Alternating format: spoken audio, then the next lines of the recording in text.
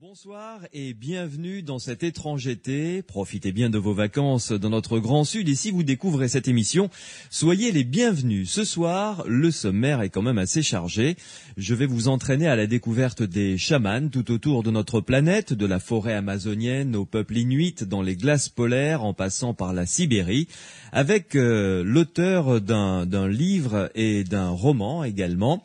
Le livre s'intitule Les chamans hier et aujourd'hui aux éditions Alphée, Jean-Paul Bertrand.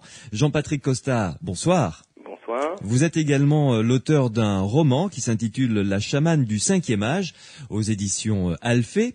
Alors pour vous présenter rapidement, on y reviendra bien entendu plus en détail tout au long de cette émission, vous avez été chef de mission humanitaire en Amazonie pour Pharmaciens sans frontières et lors de ces différentes missions, vous avez été au contact de nombreux chamans. Une question avec une réponse rapide puisqu'on la développera tout à l'heure. Les chamans que vous avez contactés, rencontrés, ont une connaissance botanique impressionnante, non? Oui, mais pas seulement. Ce sont surtout des guérisseurs magico-religieux, donc qui manipulent aussi l'esprit, l'émotion, le mental de leurs patients. Et quelquefois, on trouve en Amazonie des herboristes qui ne sont pas chamans. Il est important de le préciser. Ouais. Alors, durant cette émission, nous allons ensemble découvrir cet univers fascinant, évidemment, si proche de la nature. Nous allons également aborder un nouveau blog paranormal qui vient de faire son apparition sur Internet. C'est un site tenu par deux connaissances, Ranky, un illusionniste qui débusque depuis plusieurs dizaines d'années les tricheurs qui font croire qu'ils ont un talent paranormal. Jacques Mandorla, tous les deux seront mes invités donc tout à l'heure. Et puisque nous y sommes à parler d'Internet, j'en profite aussi pour faire de la pub pour le site des Aventuriers de l'étrange. Son adresse c'est psiland.org, psiland.org. Vous pourrez y réécouter ou y découvrir toutes les émissions Les Aventuriers de l'étrange depuis le début ou encore les télécharger. Vous pouvez également, vous le savez, intervenir dans cette émission en appelant au standard 0826 300 300 ou en envoyant vos SMS en tapant Sud sur votre portable, en laissant un espace. Vous rédigez votre texte et vous envoyez le tout au 71 200. Nous allons commencer tout de suite cette émission avec l'univers fascinant des chamans. Étrange été. Louis Benetti, Sud Radio. Jean-Patrick Costa, vous êtes mon invité ce soir. Vous êtes l'auteur de plusieurs livres sur les chamans, dont le dernier qui vient d'être publié aux éditions Alphée et Jean-Paul Bertrand. C'est une réédition augmentée. Le titre, Les chamans hier et aujourd'hui. Vous êtes également romancier puisque chez Alphée toujours vous avez publié un roman intitulé La chamane du 5e âge. Je le disais, vous avez travaillé pour Pharmaciens sans frontières. Vous êtes toujours en contact avec différentes missions humanitaires. Revenons un petit peu sur le début de votre aventure. Comment êtes-vous entré en contact pour la première fois avec un chaman ou le monde chamanique? Alors, c'était en Amazonie et en Équateur plus précisément. Je travaillais pour Pharmaciens sans frontières et la mise en place d'un système de santé occidental, c'est-à-dire la mise en place de pharmacies villageoises dispersées dans la forêt. Et ce travail, je souhaitais le faire le plus au contact possible avec les populations autochtones, les acteurs locaux et bien sûr les chamans qui sont détenteurs d'un savoir traditionnel, mais aussi des personnes très importantes quant à l'identité culturelle de ces peuples. Et donc, au cours de ces brigades médicales, de ces activités pharmaceutiques, je dirais, les chamans ou les guérisseurs qui étaient dans ces villages m'ont petit à petit invité. J'ai gagné leur confiance. Ils m'ont dit, il y a une autre médecine, une médecine qui se perd, les jeunes ne veulent plus l'apprendre. Et par contre, on souhaite que tu la connaisses. Et donc, c'était pas tout de suite, c'était après plusieurs mois d'activité en forêt que j'ai pu assister aux premiers soins des chamans amazoniens. Le tout premier était pour une vieille femme qui était sur le point de décéder et pour lequel il fallait tenter une dernière guérison possible et ou en tout cas l'accompagner dans le royaume des morts. Alors bien sûr, cette rencontre a chamboulé ma vie. Il y a eu pour moi un avant et un après cette cérémonie qui a duré toute la nuit en pleine forêt où l'on sentait le moment fort et la tension dans cette nuit-là. Et à partir de là, je me suis dit qu'il fallait d'abord bien connaître ces guérisseurs, les aider ensuite. De toute façon, les organisations autochtones avec lesquelles on travaillait nous disaient qu'il y avait un travail à faire pour sauver les plantes médicinales et le savoir autochtone. Donc petit à petit, on a fait des jardins médicinaux, on a essayé d'intégrer la médecine traditionnelle, à un point où ma passion a été telle que, au total de mes 3 ans en Amazonie, j'ai souhaité étudier l'anthropologie de la santé, ce qui fait que, en fait, depuis cela, je suis à la fois un pharmacien, c'est-à-dire une personne qui connaît les sciences biologiques, mais aussi les sciences sociales par l'anthropologie. À partir de là, j'ai créé l'association Arutam, qui justement s'occupe des savoirs traditionnels et la préservation de ces savoirs. Et finalement, depuis 15 ans, je suis au contact de différentes ethnies, pas seulement en Amazonie, au Mexique aussi, pour faire en sorte que les chamans se réunissent, qu'ils soient reconnus au niveau national dans leur pays comme des médecins traditionnels. C'est l'enjeu aujourd'hui au niveau de l'OMS, par exemple. Et ensuite, de faire en sorte que ces chamans soient des acteurs privilégiés pour maintenir la tradition, faire évoluer ces sociétés au contact du monde occidental tout en gardant leur identité. Jean-Patrick Costa, lorsque vous avez rencontré pour la première fois un chaman lors de cette première mission, quelle a été votre attitude? Parce que vous l'avez dit, vous avez une formation de scientifique, pharmacien, donc occidental qui plus est. C'était une rencontre qui s'est passée de quelle manière? Je veux dire, quel était votre regard, vous, a priori, sur cet homme ou cette femme, je ne sais pas, que vous avez rencontré pour la première fois? C'était de la curiosité, un esprit d'ouverture, une curiosité amusée? Vous pensiez être face à quelques superstitions, quelques croyances anciennes? Dans quel état d'esprit étiez-vous finalement? Eh bien, figurez-vous, moi, j'avais pas d'a priori. Je dirais que j'avais un état d'esprit d'ouverture. C'est vrai que je vivais quelque chose au contact des peuples autochtones qui changeait mon mode de vie, mon mode de regard, ma conception du monde. Donc, a priori, lorsque j'ai été au contact de ces premiers chamans, j'étais très ouvert, avide de connaissances et pas du tout avec des a priori. Je rajouterais que la plupart des chamans, et de loin, je dirais même la quasi-majorité, sont des gens très discrets en fait. On s'imagine souvent vous savez, en Occident, on a tendance à survaloriser, à aduler ces personnes ou ces personnes qui viennent simplement de loin ou qui sont loin. Mais en fait, ce sont des gens très modestes, très discrets, de par la culture même de ces peuples, qui sont avant tout des guérisseurs et non pas des leaders spirituels avec des grands discours. Vous savez, le chamanisme, il n'y a aucune base écrite, c'est l'oralité qui prévaut et l'expérience intérieure, personnelle. Donc en fait, ce sont des gens qui vivent le reste du temps comme les autres Indiens, par exemple, lorsqu'on est en Amazonie, c'est-à-dire qu'ils ont leur propre maison, leur propre aire de travail, de chasse et d'agriculture, et qui le soir se transforment en intermédiaire entre le monde quotidien et le monde des esprits. Et à contrario, comment eux vous ont envisagé? Et vous savez, très facilement, les Indiens sont d'abord très ouverts, et lorsqu'on devient un acteur dans une zone, on devient quelqu'un d'important. Donc, on pouvait me considérer comme une sorte de chaman. Ah oui, tout à fait. Et même quand on interroge les chamans un peu partout dans le monde et qu'ils connaissent par exemple la religion chrétienne, pour eux Jésus-Christ était un chaman. En fait, chaman, déjà, il faut faire quand même une précision. Le terme chaman est un terme sibérien qui aujourd'hui, par les scientifiques et les anthropologues, s'est généralisé, et même partout dans le monde on cite ce nom. Mais les ethnies et les chamans tout particulièrement n'aiment pas être appelés par ce nom. Ils préfèrent leur nom vernaculaire. Par exemple, chez les Chouars, on parle d'Uvishin. Ça veut dire un homme qui guérit, un homme qui écoute les esprits. Et en fait, ça veut dire un homme qui est acteur principal dans la communauté lorsqu'il y a la maladie ou le malheur. Donc en fait, les chamans ne sont pas du tout au-dessus de la mêlée, si je puis dire, sont pas du tout des leaders, sont des gens très discrets qui forcément voient dans ceux qui se déplacent dans leur région des gens qui ont un certain pouvoir, pas forcément matériels par l'argent, mais qui ont certains pouvoirs sur les sociétés qu'ils traversent lorsqu'ils restent longtemps et qu'ils mettent en place des programmes de santé ou des actions. Ouais. Et lorsque vous avez échangé, parce que vous êtes arrivé chez eux, détenteur d'un savoir scientifique. Exactement. Donc, comment est-ce qu'ils l'ont appréhendé? Ils étaient curieux de votre savoir, d'échange, de dire tiens, comment est-ce que tu guéris ça? Comment est-ce que tu envisages telle maladie, etc. Il y a eu comme un échange, j'allais dire, de collègue à collègue.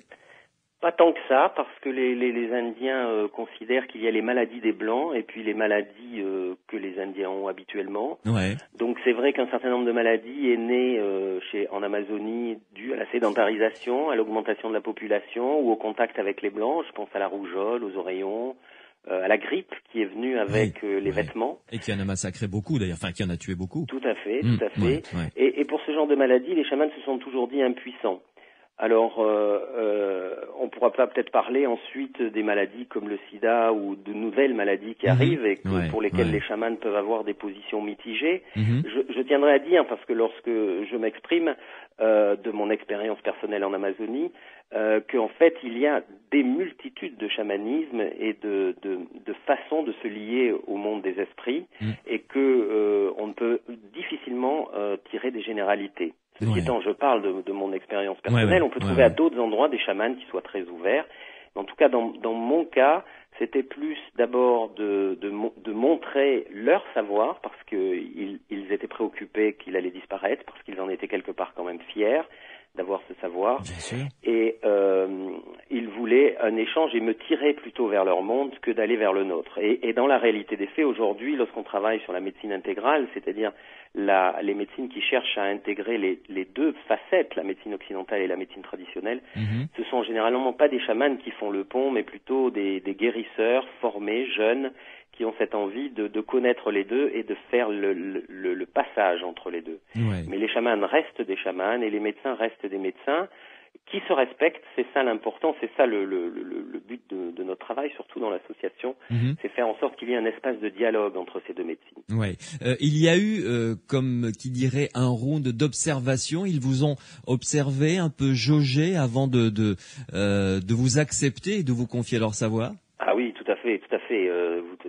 C'est très important de le dire. On m'a pas parlé de ça tout de suite. Moi, j'ai passé au moins 6 mois sans connaître le chamanisme du tout. Il se cachait la nuit pendant que je dormais, si je puis dire. Ils en étaient très discrets, même à la limite lorsqu'on faisait des enquêtes de santé et que l'on disait est-ce qu'il y a des guérisseurs locaux, parce que quand même on voulait savoir, ils disaient non, il y a personne. Non. On a besoin de vous. Enfin, ils se diminuaient volontairement, ils se cachaient. Il faut savoir qu'ils se sont cachés pendant 500 ans. Parce que il y a 500 ans, lors de la conquête, les premiers missionnaires ont pris les chamans pour des émissaires du diable et ils les ont pas seulement repoussés, mais aussi persécutés. Et donc ils ont cette habitude d'être discrets et de se cacher. Donc en fait, oui, ils ont pris leur temps d'entendre sur moi, de me voir et de me sentir avant de m'inviter à une cérémonie. Et comment s'est passée cette invitation? C'est de manière, parce que vous devez vous en souvenir, j'imagine. Tout à fait. Elle est venue de but en blanc, sans forme de préparation. Et comme je vous le racontais tout à l'heure, elle a été déclenchée par le fait qu'il y avait une personne mourante que je ne pouvais pas soigner, donc qui était la limite de ma médecine, si je puis dire, parce que notre médecine aussi a ses limites, très nettement. Et de ce côté-là, je fais une parenthèse pour dire que les chamans disent souvent vous traitez le corps, vous traitez, ils disent pas mécaniquement, mais vous traitez les symptômes, mais vous ne vous attardez pas et vous ne soignez pas les causes profondes de la maladie. Et c'est là que, lorsque je parle de médecine intégrale, il y a tout à fait la place, puisque en fait, lorsqu'on voit le parcours thérapeutique, que ce soit des Indiens ou des colons, c'est-à-dire les métis qui vivent au contact des peuples autochtones, on s'aperçoit qu'ils n'hésitent pas à mélanger les deux médecines, à aller voir un médecin et un chaman, parce que le médecin va soigner le corps, mais l'âme, ou en tout cas la cause profonde, parce que chez les Indiens et chez tous les peuples autochtones en général, on considère la maladie comme quelque chose qui ne vient pas par hasard. On n'est pas victime de la maladie, on l'a produite, on en est à l'origine, quelquefois parce qu'on a simplement transgressé un tabou social, quelquefois parce qu'on s'est mal comporté dans la société, ou une colère qui s'est exprimée et qui au fil des années finit par se mettre dans la matière, se matérialiser dans le corps. On verra après, de toute façon, dans le courant de cette émission, comment est-ce que les chamans envisagent la maladie et quels sont leurs moyens d'intervention, de guérison, que ce soit sur le corps ou sur l'âme, justement. Jean-Patrick Costa, vous restez avec nous, une première pause et on se retrouvera dans quelques instants pour aborder encore quelques généralités. Qu'est-ce qu'un chaman, la définition, quel est son rôle au sein d'un groupe, quelle capacité doit-il avoir, comment devient-on chaman, les initiations, etc. Vous allez nous en parler d'ici quelques instants. À tout de suite. Jean-Patrick Costa est mon invité ce soir dans cet étrange été pour découvrir le monde merveilleux, assez extraordinaire, cette vision qu'ont les chamans de l'univers qui les entoure. On a beaucoup à apprendre d'eux. Jean-Patrick Costa est l'auteur de 2 ouvrages que je vous recommande. Le premier est un ouvrage de référence, un ouvrage de fond. Je dirais même qu'il faudrait bien commencer par ça. Ça s'appelle Les chamans hier et aujourd'hui aux éditions Alphée Jean-Paul Bertrand. Et puis également romancier, puisqu'il vient de publier un roman intitulé La chamane du 5e âge aux éditions Alphée.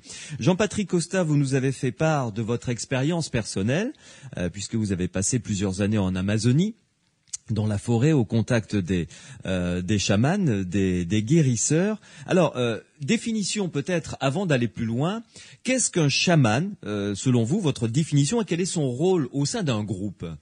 Alors, la définition la plus classique que l'on a, c'est que le chaman est un intermédiaire entre le monde quotidien et le monde invisible, le monde caché, celui des esprits.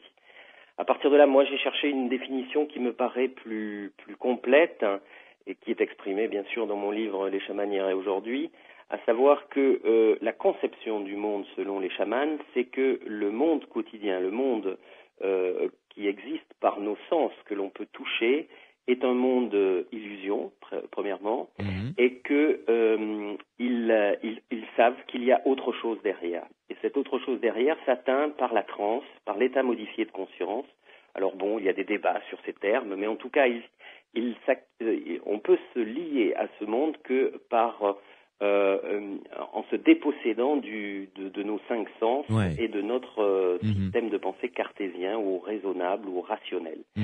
Et donc, dans ce monde qui est considéré par les Indiens comme l'origine de toute force, de vie, de mort, de maladie, on en parlera tout à l'heure, de malchance aussi, il est bon de se lier à des esprits positifs.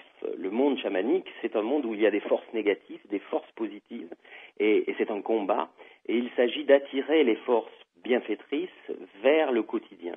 Et donc le chaman, parce qu'il a eu une expérience particulière, parce qu'il a eu un certain apprentissage et il s'est lié aux esprits de la nature, va donc agir dans ce que j'appelle la réalité invisible. C'est bon de le dire parce que là aussi il y a des débats sur les termes. On parle du monde des esprits, ça c'est un peu, c'est une traduction littérale, mais tout de suite l'homme blanc le regarde avec un œil péjoratif. Oui, les esprits, c'est quoi les esprits ? Mais quand on discute avec les Indiens, ils nous parlent déjà d'un monde réel, d'un monde caché, d'un monde invisible. Et je pense que c'est bon de retranscrire leurs termes lorsqu'ils essayent de nous l'expliquer dans leur langue. Et donc cette réalité tangible qui, en fait, on pourrait dire chez nous, si on la compare au monde occidental, eh bien c'est le monde que l'on ne connaît pas encore, les limites de la science, au-delà de la science. Ce monde leur paraît très important et ils pensent que les êtres de vie, c'est pas seulement les hommes, mais tous les êtres de vie ont un lien très fort dans ce monde et ne peuvent vivre que grâce à ces forces. Alors par exemple, pour citer un exemple, Arutam, qui est le nom de l'association, c'est pour eux l'énergie qui met le monde en mouvement, l'univers en mouvement. Donc vous voyez que leur divinité principale, dans le cas des Shuar, en Haute-Amazonie équatorienne, c'est une force qui est à l'origine de la vie et que l'on ne peut pas voir, que l'on ne peut pas toucher. Et le seul moyen, c'est d'être dans cet état modifié de conscience, et je préciserai aussi dans le rêve, parce que lorsqu'on dort et lorsqu'on a des rêves, ce sont des messages, parce que la porte s'est ouverte dans notre esprit vers ce monde-là. Quand vous dites les êtres de vie en les citant eux, ça signifie aussi bien le monde végétal, animal, minéral, c'est-à-dire les arbres, les animaux, c'est cela ? Tout à fait, et puis ça va jusqu'aux étoiles, aux planètes, et aux lacs et aux montagnes qui sont des êtres vivants. C'est pour cela que le monde chamanique fait des offrandes. Par exemple, chez les Huichols, au Mexique, on pense encore aujourd'hui, dans la tradition que si l'on ne fait pas des offrandes, le monde va s'arrêter de tourner. Donc imaginez ce peuple profondément mystique et pieux qui, au fil de l'année, a une série de fêtes, comme nous avons des fêtes, mais qui, quand elle réalise ces fêtes, pense que si elle ne le faisait pas bien, le monde s'arrêterait de tourner et il y aurait des catastrophes, etc. Donc, on voit bien l'implication de ces peuples au quotidien, c'est-à-dire que même entre les cérémonies, on pense à ne pas déranger la terre-mère et le Père, le ciel, en faisant les actes appropriés. Et alors, au niveau social et mystique, quel est le rôle d'un chaman au sein d'un groupe? C'est lui qui sert d'intermédiaire, de passerelle entre cette réalité invisible et la réalité visible? Tout à fait. En intercédant pour eux, quoi. Ouais. On verra comment on abordera ce point. Mais c'est vrai que c'est tout à fait le passeur. Il n'y en a que quelques-uns. Il faut bien penser que ici en Occident, on dit toujours réveiller le chaman qui est en nous. Nous sommes tous des chamans. Certes, je te préciserai que le chaman ne peut être actif dans un peuple que si le peuple entier croit au système chamanique. Alors là, c'est Lévi-Strauss, c'est l'anthropologie structurale qui le dit, et tout le monde est d'accord là-dessus. C'est-à-dire que le chaman peut faire des choses que lorsque tout un peuple le suit et le croit. Pas le vénère, mais le croit. À partir de là, oui, on est tous un peu chamans, parce que pour citer des pratiques chamaniques, lorsque l'on est adolescent, au passage de l'âge adulte, il y a des initiations qui leur permettent d'être en contact avec le monde des esprits. À d'autres niveaux, lorsqu'on décide de se marier, lorsqu'on décide de s'installer dans une maison, on va faire une quête de vision qui fait aussi partie des activités chamaniques, on va dire. Mais donc toute personne peut être amenée un jour ou plusieurs fois dans sa vie à se lier au monde des esprits. Le chaman, lui, le fait régulièrement et sur commande, à la demande des communautés pour, alors de manière générale, trouver des solutions au malheur ou à la malchance. Parce qu'il n'est pas seulement guérisseur, il peut y avoir des problèmes de climat, des déluges, des sécheresses, il peut y avoir un manque de gibier, il peut y avoir aussi un objet perdu ou une personne qui s'égare. Et puis, comme je l'ai dit au tout début, il y a aussi ce rôle d'accompagner les défunts dans le royaume des morts. Donc, il a beaucoup d'activités. C'est pour ça que je dis souvent, le chaman est à la fois un médecin, un prêtre, mais aussi un devin, un magicien et un climatologue. Mais vous avez dit tout à l'heure qu'il n'avait pas, du moins en apparence, une position de leader dans un groupe. Or, ce que vous êtes en train de nous dire, il a une position prépondérante quand même. Donc, quand même de leader, non? Et non, ou de guide plutôt. Et non, très très rarement. J'ai traversé plusieurs ethnies, très très rarement, parce que il faut être basiquement modeste pour se lier sur commande au monde des esprits. Humble aussi. Très humble. Et franchement, la société a peur du chaman.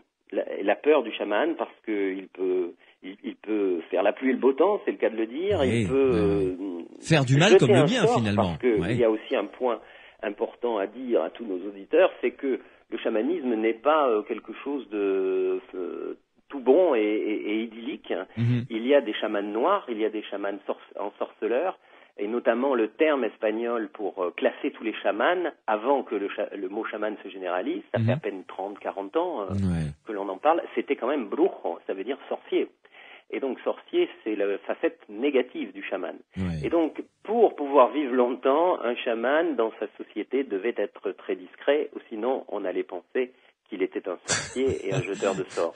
Et comme je le dis dans mon livre, et cela est confirmé dans toutes les ethnies, une parole très juste d'un chaman qui était un très grand chaman guérisseur et qui me disait « on est toujours le mauvais chaman de quelqu'un ». Parce qu'au-delà de sa zone d'influence, on attire tellement d'énergie positive qu'au-delà de cette zone, on peut penser que les forces positives sont déviées dans une zone et pas dans l'autre. Et on peut penser que c'est un malheur pour les voisins. Alors, en vous lisant, Jean-Patrick Costa, dans votre livre « Les chamans hier et aujourd'hui », on constate que le chamanisme est présent tout autour de la planète.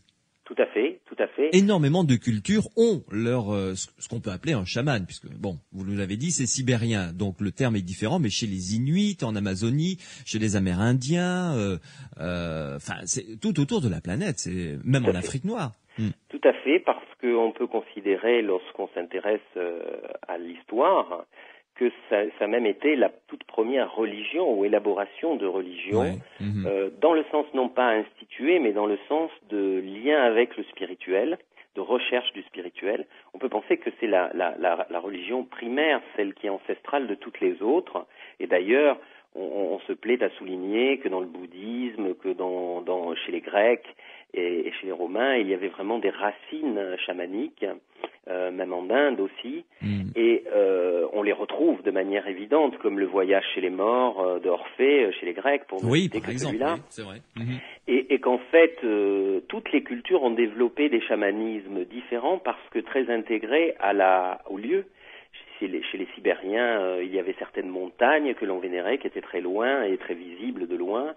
De la même manière, en Amazonie, on va plutôt parler des esprits de l'eau, parce qu'il y a beaucoup de rivières, et on va parler du peuple de l'eau. D'ailleurs, le tout premier chaman s'appelait Tsunki, c'était un être de l'eau, qui est sorti de l'eau et a donné le pouvoir ou les pouvoirs aux hommes, etc., etc. Mais vous voyez donc, il y a une énorme diversité, parce que le chamanisme s'adapte énormément.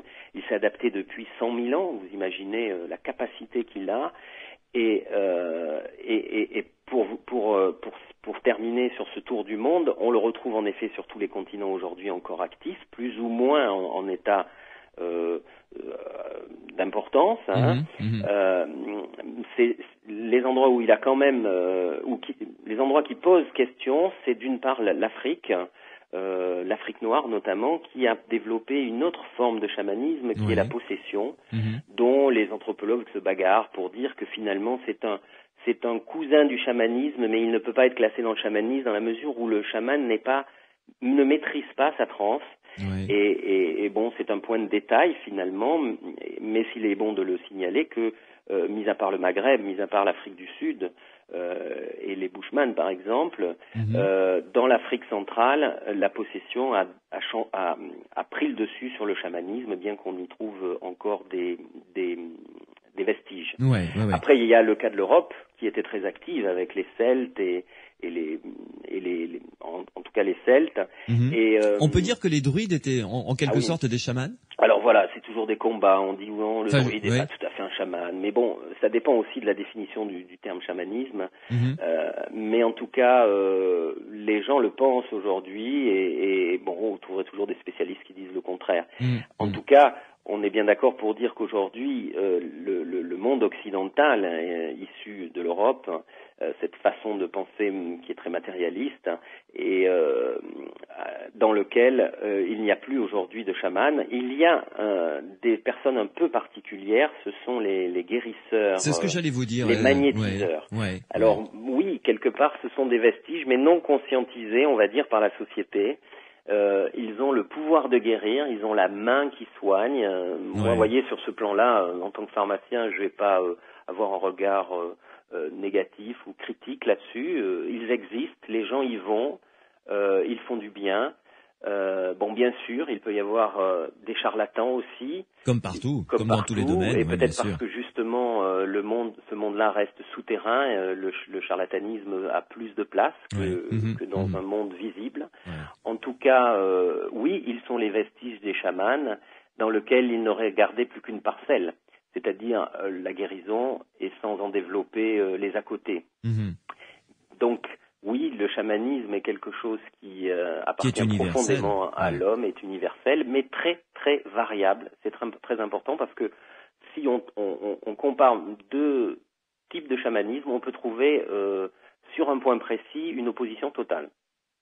Car le chamanisme n'est pas une religion écrite, c'est une religion orale, une voie spirituelle orale, et comme je le disais tout à l'heure, qui fait appel surtout à l'expérience intérieure. Alors là, la question arrive toute seule, Jean-Patrick Costa, c'est qui devient chaman? C'est-à-dire comment, parce que pour faire une métaphore, puisque le Tour de France est en train de se dérouler actuellement, tout le monde sait faire du vélo, mais tout le monde ne s'appelle pas Bernard Hinault, Eddy Merckx, Richard Virenque ou autre. Donc, qui devient chaman? Tout à fait, c'est très important de le signaler. En effet, je le disais tout à l'heure, on se lie au monde invisible, et ce lien avec le monde invisible fait qu'en fait, et comme je disais tout à l'heure, c'était aussi une expérience intérieure, fait qu'en fait, ce n'est pas un chaman qui peut apprendre à un apprenti les techniques chamaniques ou la façon de guérir ou les pouvoirs. En fait, le chaman prépare l'apprenti à recevoir les enseignements de la nature, du monde invisible. Voilà la clé qui fait que le chamanisme est une aventure intérieure qui ne peut pas être comparable. C'est-à-dire, dans une même ethnie, on peut avoir deux guérisseurs qui font appel à des techniques et à des liens avec le monde des esprits tout à fait différents.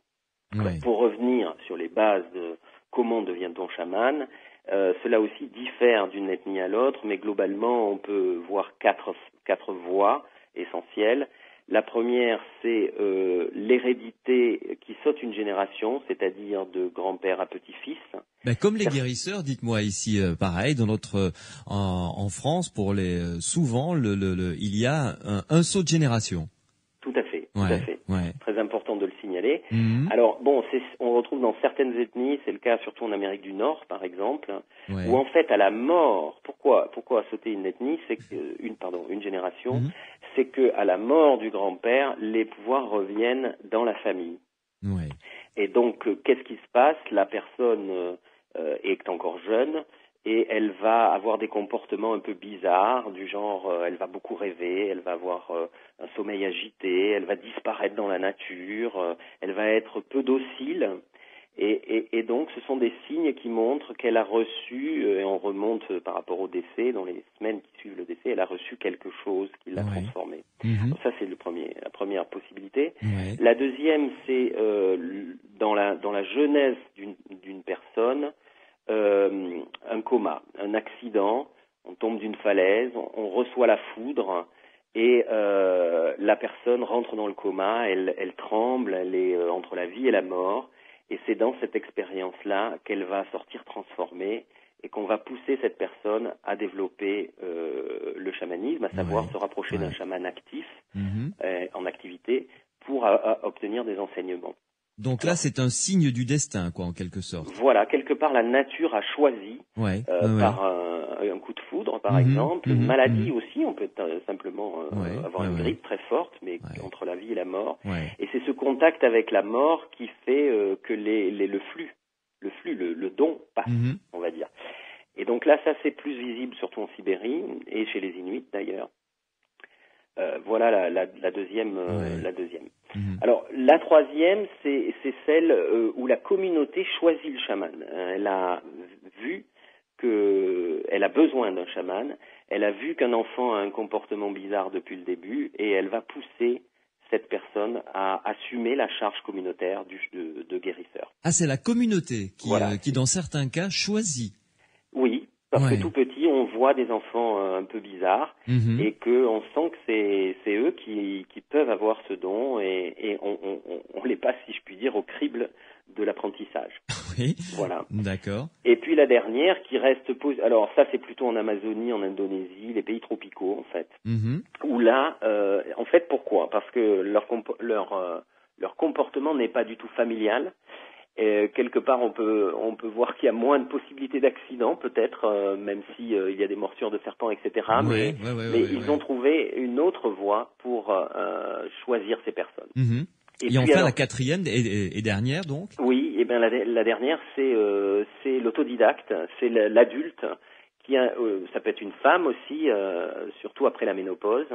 Mais un adulte qui, quelquefois par nécessité, parce qu'il n'y a pas de chaman, quelquefois par envie, parce qu'il voit le chaman travailler, veut par lui-même apprendre cette profession, si je puis dire. Alors il va voir un chaman, il traite cela, alors il y a des échanges monétaires, ou en tout cas d'échanges, c'est un troc qui se fait, pour devenir l'apprenti. Et donc là, c'est vrai que dans toutes les ethnies, cela est possible, mais dans toutes les ethnies, on considère que c'est la voie la moins forte, que c'est rare que cela donne un conduise bon à un grand chaman, chaman. quoi. Ouais. Voilà, mais elle est possible partout. Alors c'est étonnant parce que à aucun moment vous avez, je pensais que ça allait être la première voie que vous alliez nous indiquer, c'est-à-dire le chaman qui choisit lui-même, qui cherche son apprenti et qui dit voilà, lui, je vais lui transmettre mon savoir. Alors c'est très rare, c'est très très rare. Ouais, effectivement. Pourquoi ? Parce qu'il n'y a pas vraiment chez les chamans cette envie. Bon, je le disais tout à l'heure, parce que le savoir se perd. Oui, quand le savoir se perd, les chamans s'interrogent. Je dirais que c'est peut-être une cinquième voie qui aujourd'hui existe parce que les jeunes ne veulent plus, pour certaines ethnies, ne veulent plus devenir chamans. Et donc il y a pénurie et risque de perte de savoir. Hein ? Alors justement, cela me permet de vous dire que c'est très important ce point. Dans ces quatre types d'initiation, et je le dis et j'insiste une deuxième fois, ce n'est pas le chaman qui transmet le savoir à ce jeune qui a été choisi par son grand-père, qui a été victime d'un coma ou qui est choisi par la communauté, mais il prépare simplement l'apprenti à recevoir les enseignements de la forêt. Et donc l'apprentissage repose sur un certain nombre d'épreuves qui vont du jeûne qui peut être assez long, des diètes sélectives, pas de sel, pas de sucre, par exemple. Également des épreuves donc de prise de plantes dites hallucinogènes, qui sont des plantes psychotropes, tout simplement. Et donc un certain nombre d'épreuves qui va lui permettre de se retrouver dans un état modifié de conscience.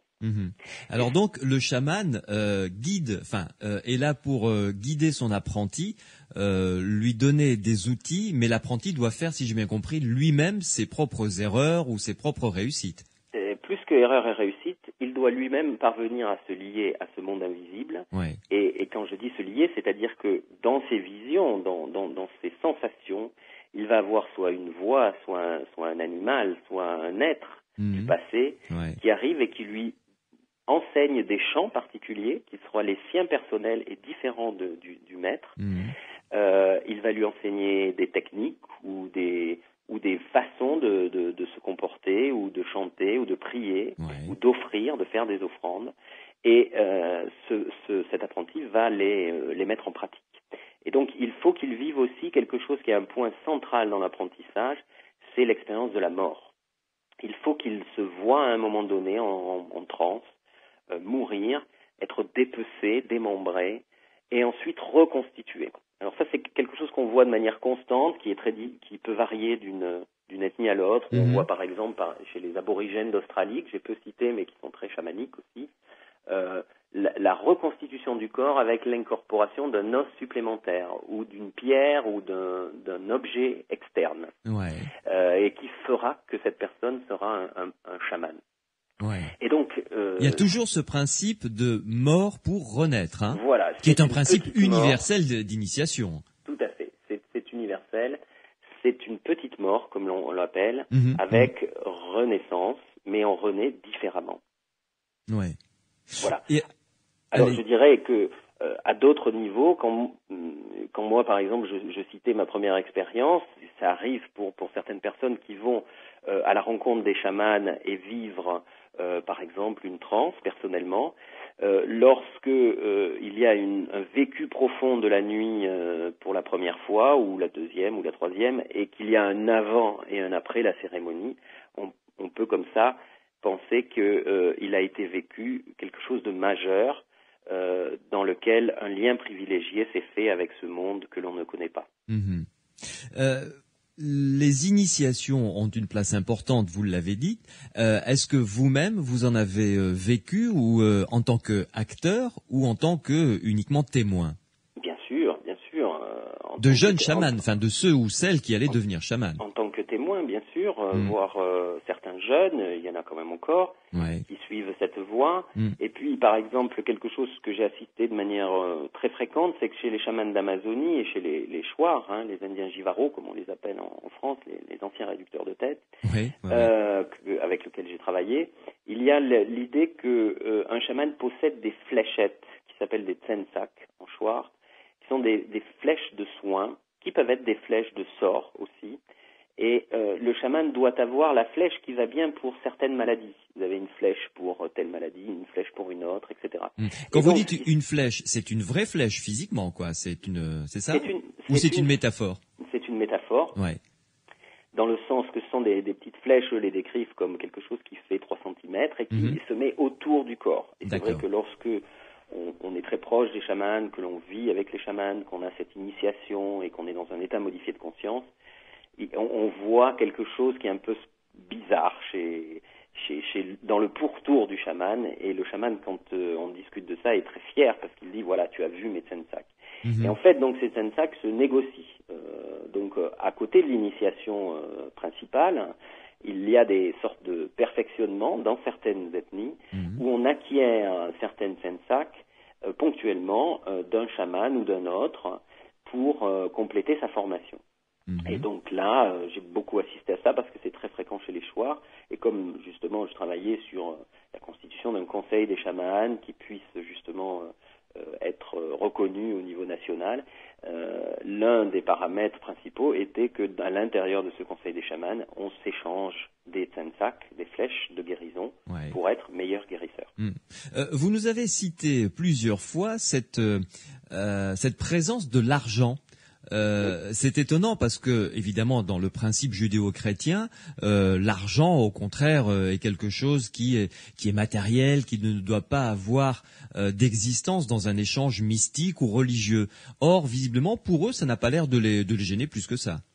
Justement, j'ai même fait exprès de le citer parce que je pense que dans votre émission, c'est important de parler du chamanisme traditionnel et d'enlever certaines images toutes faites du chaman, leader spirituel, le chaman au-dessus des autres, le chaman qui est loin de l'argent. Je pourrais parler aussi qu'aujourd'hui, il y a des centres chamaniques qui accueillent des occidentaux et qui font payer le séjour en monnaie sonnante et trébuchante.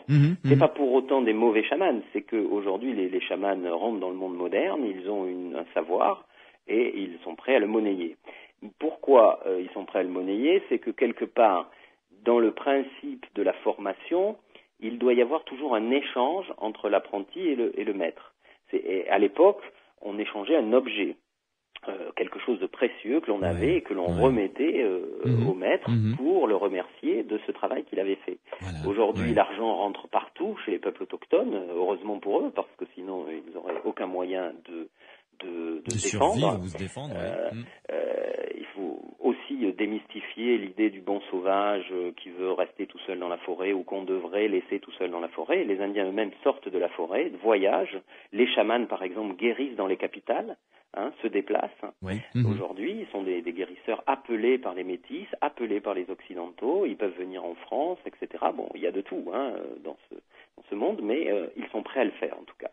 Et aujourd'hui, étant donné qu'il y a de l'argent, par exemple chez les Shuar, on achète les tsensak.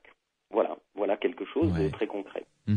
C'est-à-dire ces flèches pour guérir telle maladie ou telle autre. Tout à fait. On les achète. On les achète. C'est étonnant quand même, hein.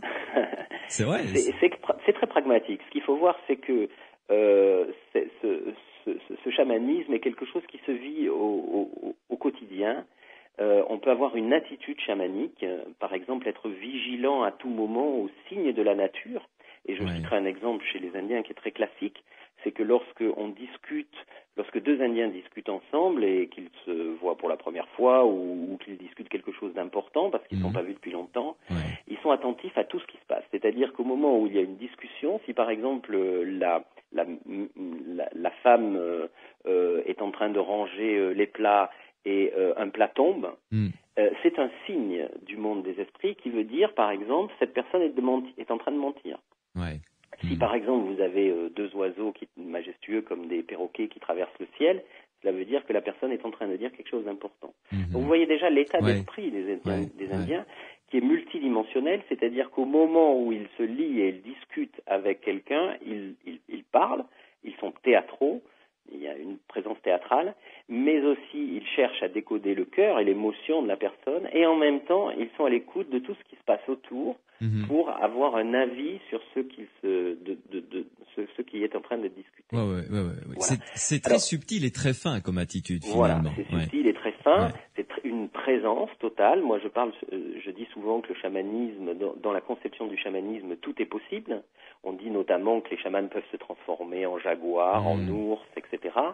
Quand on le dit, c'est qu'on le pense et qu'on peut le faire. Et dans des nuits, sous état modifié de conscience, ce que l'on voit, qui est peut-être illusoire, est pris pour vérité. Oui, tout à fait. Et donc, à partir de là, on est très pragmatique. On peut se transformer en un animal. On fait partie de cette race, de cette espèce, cet animal. On en parlera justement tout à l'heure de ces animaux totems, de ce qu'il en est, avec peut-être sûrement même des préjugés de nous occidentaux vis-à-vis de cela.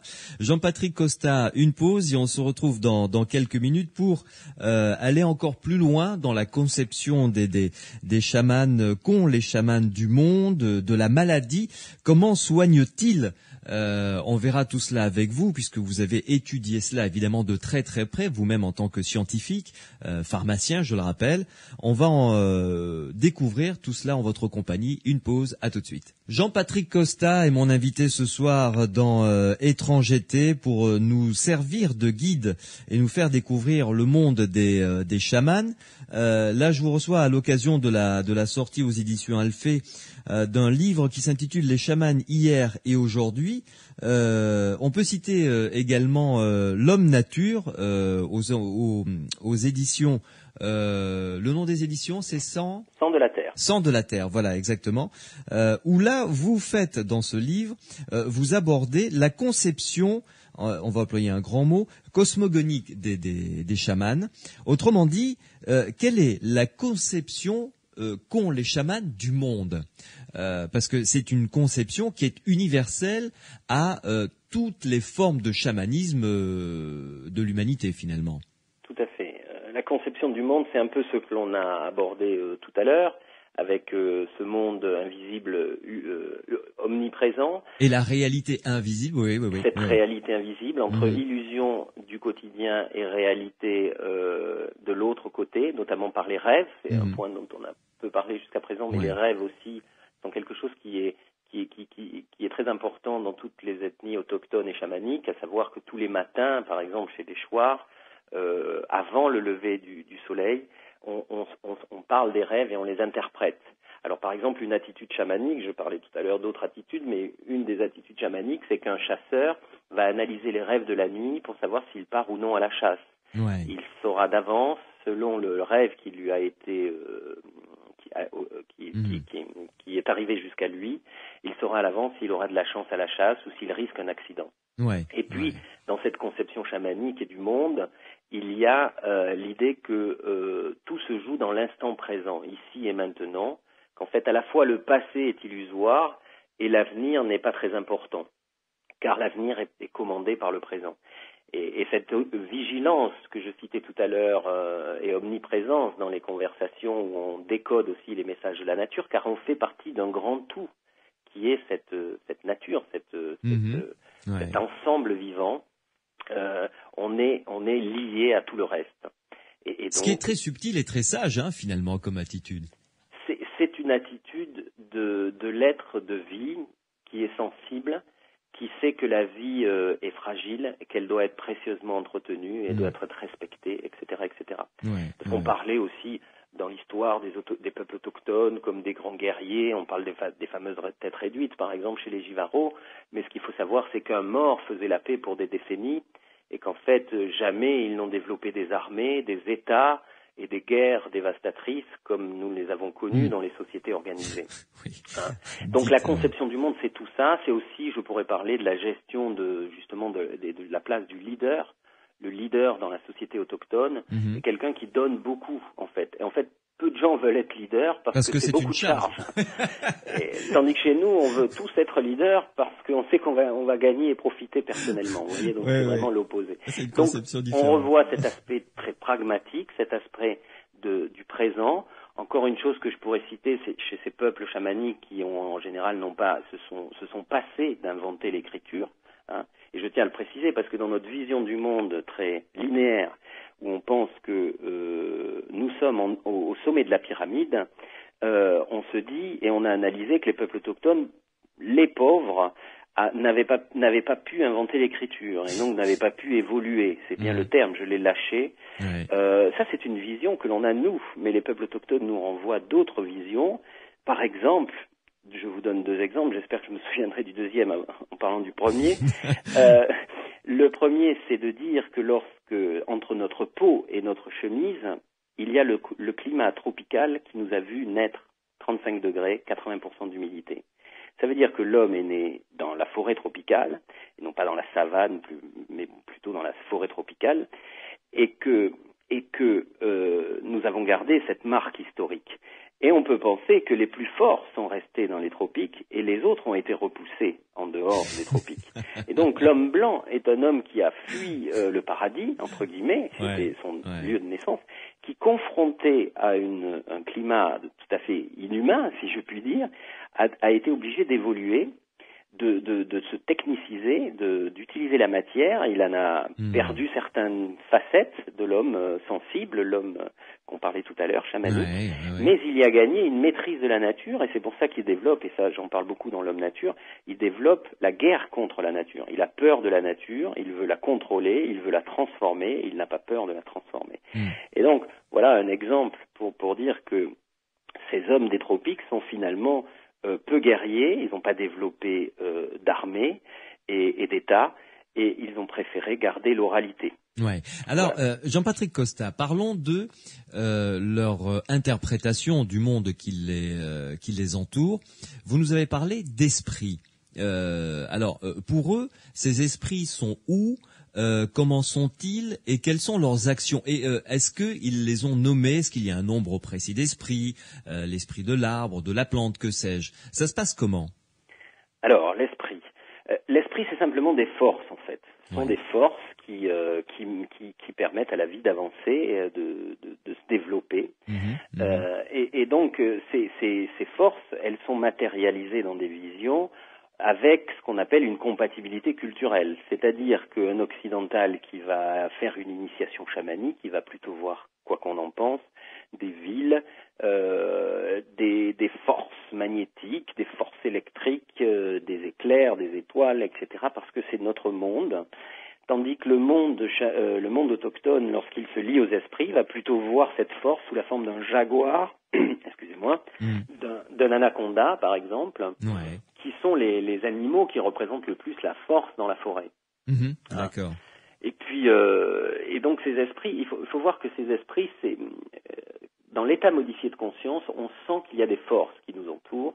On sent que le monde nous dépasse, on sent que les étoiles et l'univers en lui-même a un autre but ou une autre, sans parler de but, parce que je vais faire hérisser la peau de certains scientifiques qui nous écouteraient.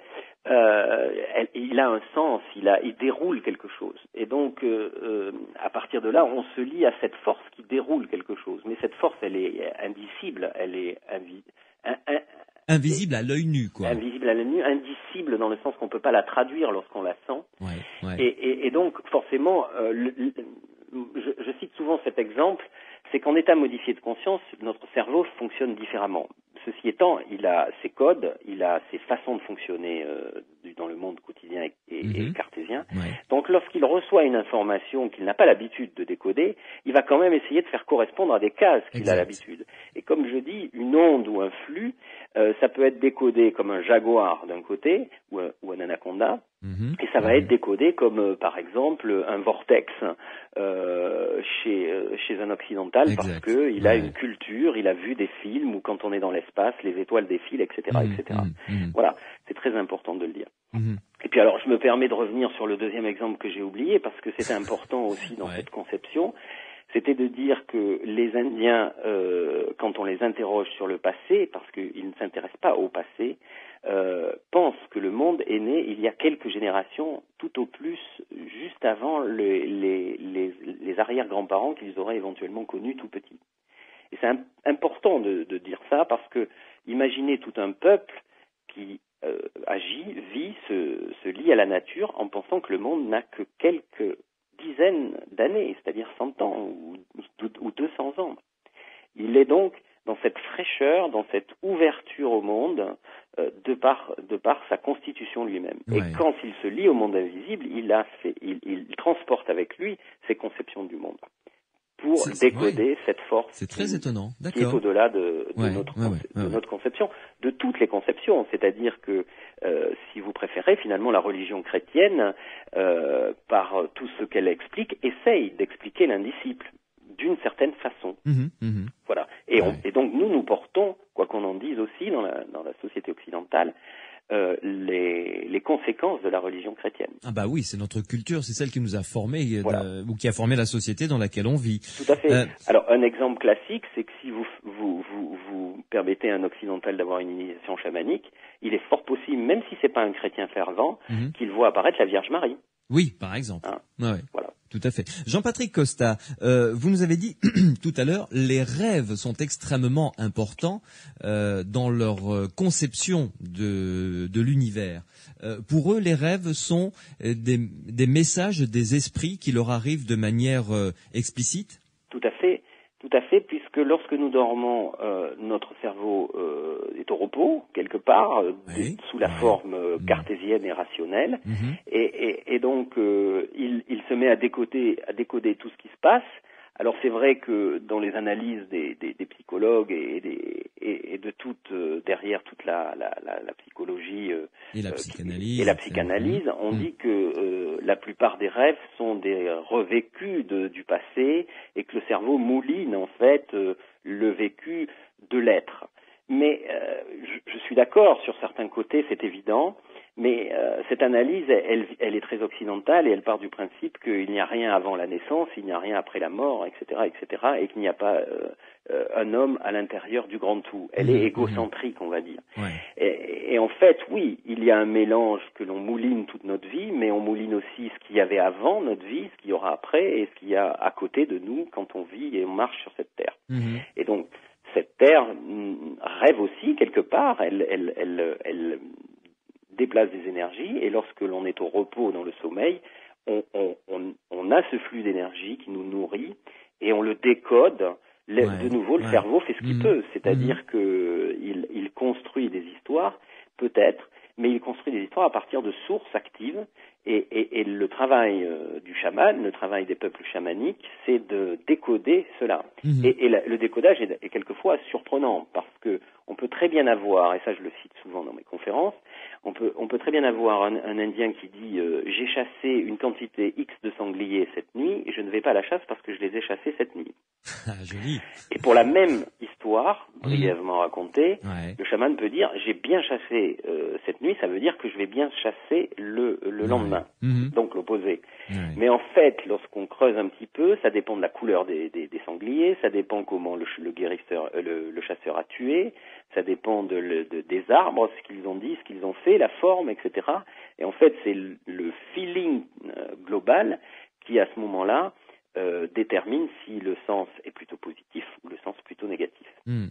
Jean-Patrick Costa, qu'en est-il des principes comme la réincarnation, et qu'est-ce qu'il se passe d'abord? La réincarnation, selon les chamans, est-ce qu'ils pensent qu'il y a une âme en chacun de nous et que cette âme a un chemin de vie particulier à réaliser?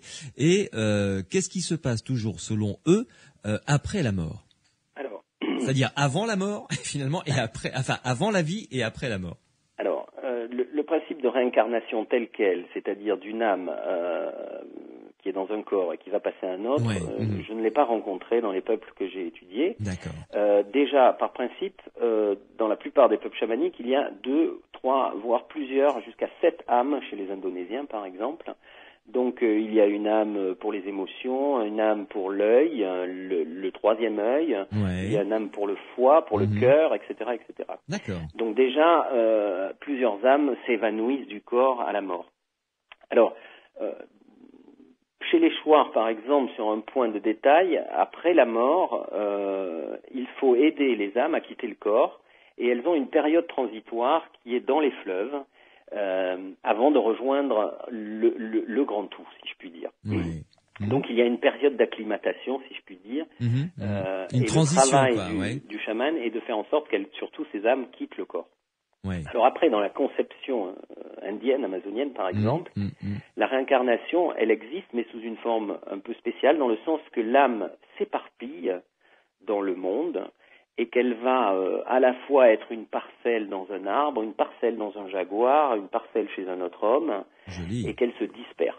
Ouais. Alors, d'où l'explication que les peuples chamaniques, lorsqu'ils cueillent une plante, lorsqu'ils vont à la chasse, font quand même soit des prières ou des offrandes, ou en tout cas une brève prière pour demander pardon finalement d'enlever une vie, parce que quelque part ils savent qu'ils enlèvent une parcelle de leurs ancêtres, qu'ils risquent de gêner une parcelle de leurs ancêtres. Ouais. Voilà. C'est très joli et très respectueux. Ouais.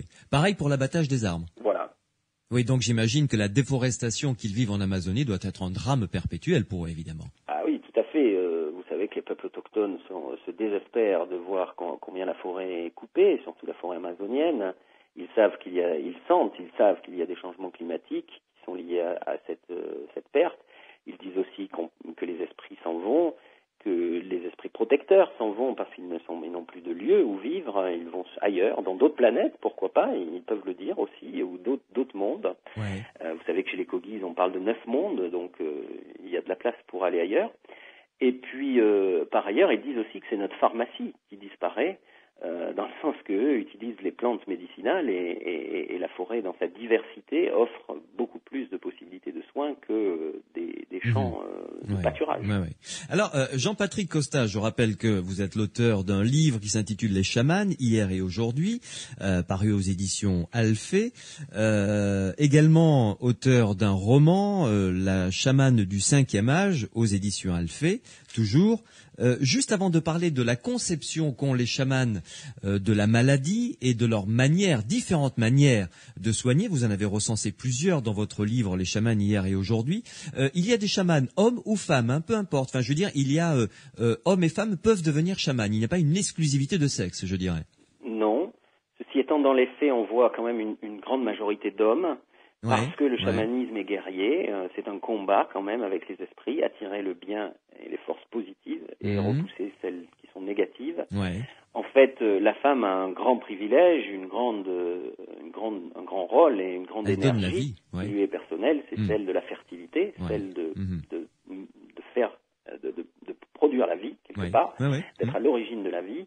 Et donc, dans sa période de fécondité, dans la plupart des ethnies, on souhaite la préserver du chamanisme et de ses activités. Donc, une femme est ménopausée et par contre considérée comme une grande chamane lorsqu'elle le décide de l'être.